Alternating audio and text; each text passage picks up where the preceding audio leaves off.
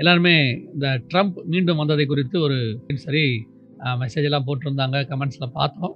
இன்றைக்கி அதை பற்றி தான் மிக முக்கியமாக நம்ம பார்க்க போகிறோம். ட்ரம்ப் 2.0, அதாவது 2வது முறையாக ட்ரம்ப் வந்திருக்கிறார்.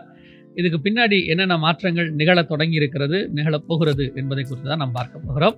வாங்க நிகழ்ச்சிக்குள்ளே போகலாம். முதலாவதாக ட்ரம்ப் வந்த உடனே நீங்கள் பார்த்தீங்கன்னா, நான் ரொம்ப ஆச்சரியப்பட்ட ஒரு விஷயம். அதாவது வேதத்தில் சாலமோனை அபிஷேகம் பண்ணின உடனே, அதாவது தாவீது சொல்லுவார் சாலமோனை ராஜாவாக மாற்றுங்கன்னு, அந்த வார்த்தையை சொன்ன உடனே அத்தோனியா பயப்பட்டான்னு இருக்கும். அந்த அபிஷேகத்தினுடையதான ஒரு பவர் அப்படிங்கிறது அதான். ஒரு ராஜாவை அபிஷேகம் பண்ணாலும் சரி, ஆசாரியனை அபிஷேகம் பண்ணாலும் சரி, ஒரு ராஜாவை கர்த்தர் ஏற்படுத்துகிறார். ஒரு ட்ரம்ப்பை அவர் இன்னும் பதவி ஏற்கவே இல்லை, ஆனால் ஜனாதிபதி ஆயிட்டாருங்கிற அந்த செய்தி வந்த உடனே நீங்கள் பார்த்தீங்கன்னா, உலகத்தினுடைய பொருளாதாரத்திலிருந்து கடைக்குட்டி நாடு வரைக்கும் ஒரு அதிர்வலையை பார்க்க முடிஞ்சிச்சு. அப்படின்னா அந்த போஸ்டிங்குடைய பவர் எப்படி பாருங்க. இன்னும் அவர் பதவி ஏற்கலை. ஆச்சரியப்பட்டேன். ட்ரம்ப் வந்தாருன்னு மத்திய கிழக்கு நாடுகள் வேற மாதிரி மாறுது, இந்தியா வேற மாதிரி மாறுது, சைனா வேற மாதிரி மாறுது. ஒவ்வொன்றும் ரெசல்யூஷன் வேற வேற மாதிரி எடுக்கிறாங்க. என்ன வித்தியாசமாக எல்லாம் போயிட்டே இருக்குது. அது ட்ரம்ப்னாலையா இல்லை அந்த பதவினாலையான்னு பார்த்தீங்கன்னா, முக்கியமாக அந்த பதவினால. ஆனால் அந்த பதவிக்கு வந்த ஜோ பைடன் வரும்போது இப்படி நடக்கலை. ஆனால் ட்ரம்ப் வரும்போது அவ்வளோ பெரிய அதிர்வலைகள் ஏற்படுகிறது.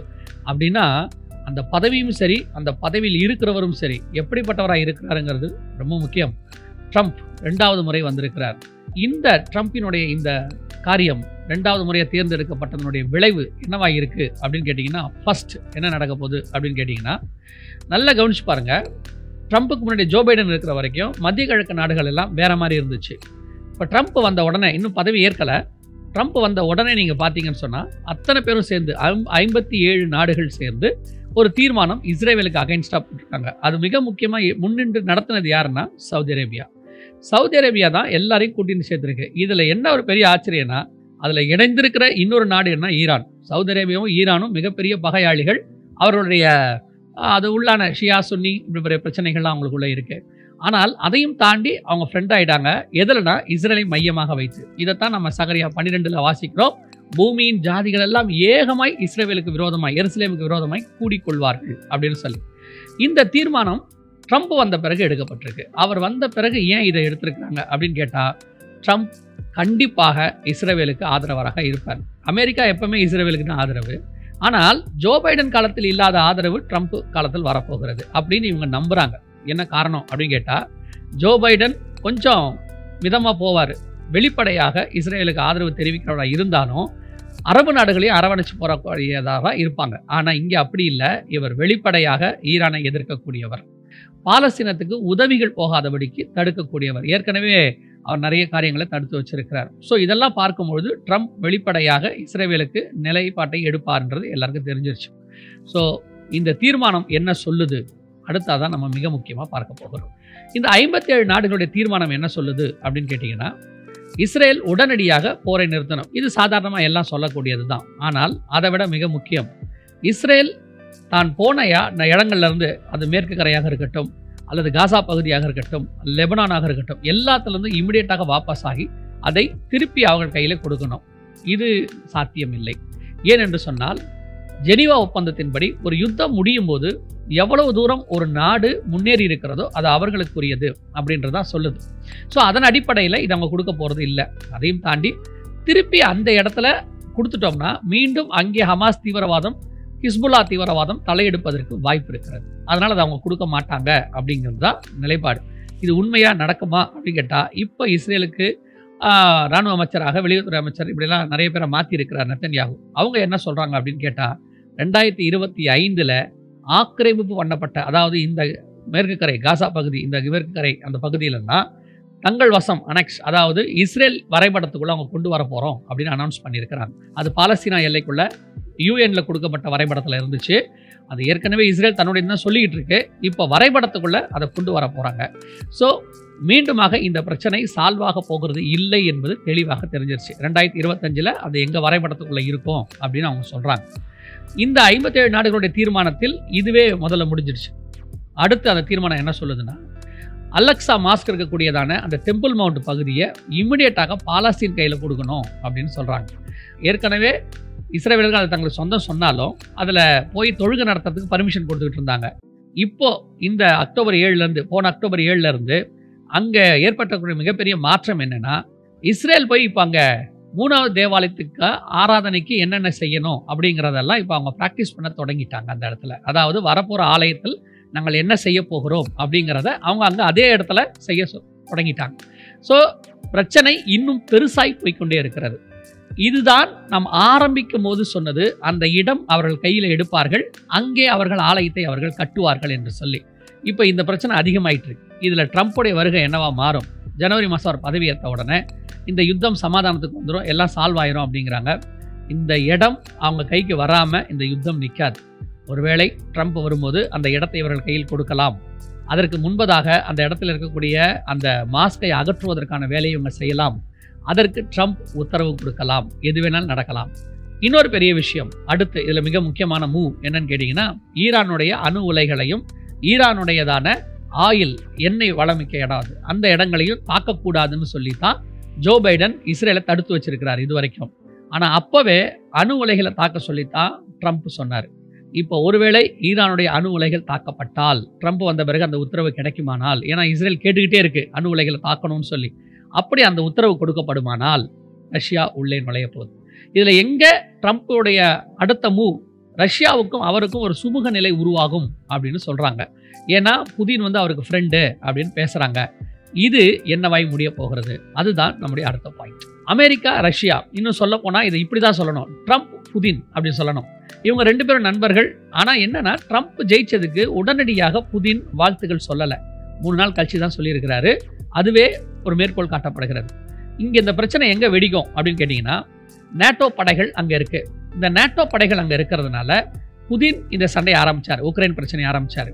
இப்போ இவர் என்ன சொன்னார்னா, நேட்டோ படைகள்லேருந்து வெளியேற்றணும், யூரோப்பில் இருக்கக்கூடாது அப்படின்னு ட்ரம்ப் சொன்னார். அதே காரியம்தான் புதினும் சொல்கிறாரு. ஸோ இதில் தான் ட்ரம்ப்பும் புதினும் ஒருநிலைப்படுறாங்க அப்படின்னு சொல்லி பார்க்கப்படுகிறது. நேட்டோ படைகள் வெளியே வரணும், அல்லது அந்த நேட்டோ படைகளுடைய தலைமையத்தை நடத்தக்கூடியது அமெரிக்கா. அப்படி அமெரிக்கா வெளியேறும் பட்சத்தில் அப்போ பிரச்சனையே சால்வ் ஆகிடுமே, ரஷ்யாவும் இதிலிருந்து அமைதியாயிருமே அப்படின்னு கேட்டால் அதான் இல்லை.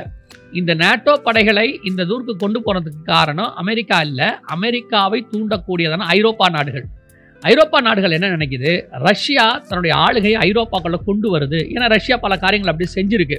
அதாவது ஐரோப்பாவுடைய பகுதிகளில் தன்னுடைய இராணுவ பலத்தை கொண்டு போய் வச்சிருக்கு. நார்வே பக்கத்தில் இப்படிலாம் வச்சிருக்காங்க. ஸோ அந்த இடத்தை ஐரோப்பாவுக்குள்ள ரஷ்யா நுழைஞ்சிடும். அப்படி நுழையக்கூடாதுங்கிறதுக்கு தான் உக்ரைனை உள்ள கொண்டு வந்து நேட்டோ படைகள் அங்கே கொண்டு வரணும் அப்படின்னு அவங்க சொன்னாங்க. இப்போ ட்ரம்ப் வந்த உடனே இந்த இடத்துல நேட்டோ படைகள் வெளியேறுன்றது அவருடைய ஆசையாக இருக்கு. அவர் அதை அனௌன்ஸ் பண்ணியும் இருக்கிறார். ஸோ இப்போ இந்த பிரச்சனை வேறு விதமாய் திரும்பும். எப்படி போக போகுது அப்படின்னா, ஒருவேளை ட்ரம்ப் நேட்டோ படைகளை வாபஸ் வாங்க சொல்லி அதில் குறிப்பாக நேட்டோ படைகள்னா எல்லாமே இருக்கு. அதில் ஜெர்மனி இருக்கு, பிரான்ஸ் இருக்கு, இதில் துருக்கி இருக்கு. இவங்க எல்லாம் வாபஸ் வாங்காத பட்சத்தில், அல்லது அமெரிக்கா மட்டும் இதில் வெளியே வரும். அப்படி வரும்பொழுது ஐரோப்பாவுக்கும் அமெரிக்காவுக்குமான சண்டை அதிகமாகும்.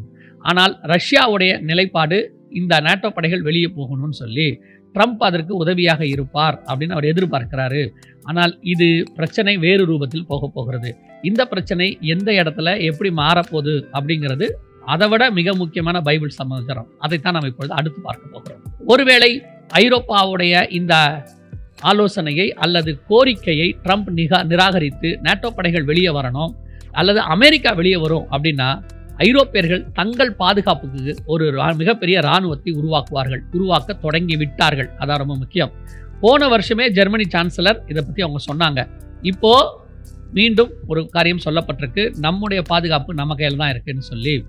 அப்பொழுது ஐரோப்பா சூப்பர் பவராக மாறும். இங்கே தான் மிக முக்கியமான விஷயம் நடக்குது. ஐரோப்பா சூப்பர் பவராக மாறும் பொழுது அந்த ஐரோப்பாவுக்கு சூப்பர் பவருக்கு ஒரு தலைவர் வரணும். எப்பவுமே நல்லா கவனிச்சு பாருங்க, செகண்ட் வேர்ல்டு வார் முடியறதுக்கு முன்னாடி வரைக்கும் அமெரிக்கா வார்லேயே இல்லை. அமெரிக்கா எதையுமே செய்யலை. அமெரிக்கா நார்மலாக ஓரமாக தான் இருந்துச்சு. பேர்ல் ஹார்பர் தாக்கப்பட்ட பிறகுதான் ஜப்பான் மேலே அமெரிக்கா குண்டு போட தொடங்குச்சு. அந்த குண்டு போட்டதனுடைய விளைவாக தான் அமெரிக்கா சூப்பர் பவராக மாறிச்சு. ஒரே 2 குண்டு தான் சூப்பர் பவராக மாறிடுச்சு. அதுக்கு முன்னாடி எக்கானமியில் அவங்க ஸ்ட்ராங்காக இருந்தாங்க. அதுக்கு முன்னாடி இருந்த எக்கானமி இங்கிலாந்து வீக்காக இருந்துச்சு. இப்போ நல்லா கவனிங்க, அமெரிக்கா எக்கானமியில் வீக்காக இருக்குது. இப்போ ட்ரம்ப் வந்த பிறகு இன்னும் வீக் ஆகும்னு சொல்கிறாங்க. ஏன்னா ட்ரம்ப் பிஸ்னஸ்மேன் ஸ்ட்ராங் ஆகும்னு எதிர்பார்த்தா ட்ரம்ப்புக்கு விரோதமாக எல்லாருமே அரப் நேஷன்ஸ், யூரோப்பியன் யூனியன்லாம் வர்றதுனால மீண்டுமாக அங்கே எக்கானமி டவுன் ஆகுன்றாங்க. அடுத்து சூப்பர் பவராக யூரோப்பியன் யூனியன் மாறும். அப்படி மாறும் பட்சத்தில் அடுத்த வல்லரசாக யூரோப்பியன் யூனியன் தான் வந்து நிற்கும். அதில் ஒரு அடையாளம் தான் என்னன்னு கேட்டிங்கன்னா, அமெரிக்காவுடையதான எக்கானமி டவுன் ஆகி அமெரிக்கன் டாலர் கீழே விழுகிறது, யூரோ மேலே வர தொடங்கிருச்சு. இப்போ எல்லாமே யூரோப்பியன் யூனியன் நோக்கி திரும்ப போகிறது. ஸோ இது ட்ரம்பினுடைய வருகைக்கு பின்னால் ஏற்படக்கூடிய ஐரோப்பா மாற்றம். ஸோ இப்போ இது எல்லாத்தையும் நல்லா கவனித்து பார்த்தீங்கன்னு சொன்னால், இது மிக முக்கியமாக மீண்டும், அதாவது ஜோ பைடனை விட வேகம் எடுக்கிறது 3ஆம் உலக யுத்தத்துக்கும், அதை ஒட்டிதான 3வது தேவாலயத்திற்கும், அதை ஒட்டி வரக்கூடிய வல்லரசுக்கும், அந்தி கிறிஸ்துவினுடையதான எழுச்சிக்குமான மிக முக்கியமான ஒரு மூவ் இந்த ட்ரம்பின் மூலமாக அப்படியே அப்சைட் டவுனாக மாறப்போகுது. நம்ம எல்லாருமே என்ன நினைக்கிறோன்னா, ட்ரம்ப் வந்தால் கிறிஸ்தவர்களை பொறுத்த வரைக்கும் ட்ரம்ப் வந்தால் அங்கே ஒரு நல்ல ஆட்சி வரும் அப்படின்னு நம்ம நினைக்கிறோம். ட்ரம்ப் வந்தபோது இஸ்ரேலுக்கு தலைநகராக எருசலேம் அனௌன்ஸ் பண்ணப்பட்டது 2017 லாஸ்ட்டில், 2018. ஆனால் இந்த முறை ட்ரம்ப் வந்தது அடுத்த தேவாலயத்திற்கான இடத்தை வாங்கி கொடுப்பதற்கு. அவர் அதை வாங்கி கொடுத்தோட அந்தி கிறிஸ்துவின் ஆட்சிக்கான வித்து விதைக்கப்படும். இது எல்லாமே இப்போ ரெடியாக இருக்கிறது. இது ட்ரம்ப் 2.2 மிக முக்கியமாக அவர் வந்த பிறகு நடந்து கொண்டிருக்கிற சம்பவங்களின் தொகுப்பு. இன்னும் சில காரியங்கள் மற்றதும் இருக்கு. அதை கர்த்தருக்கு சித்தமானால் இன்னும் வெகு சீக்கிரத்தில் அதையும் உங்கள் மத்தியில் கொண்டு வருகிறோம். எங்கள் ஊழியங்களுக்காக ஜெபித்துக் கொள்ளுங்கள். இன்னும் உங்களுக்கு அநேக காரியங்களை யூடியூப் வழியாக, மீடியா வழியாக கொண்டு வர வேண்டும் என்று விரும்புகிறோம். கர்த்தருக்கு சித்தமானால், வருகை தாமதிக்குமானால் மீண்டும் சந்திக்கலாம். God bless you.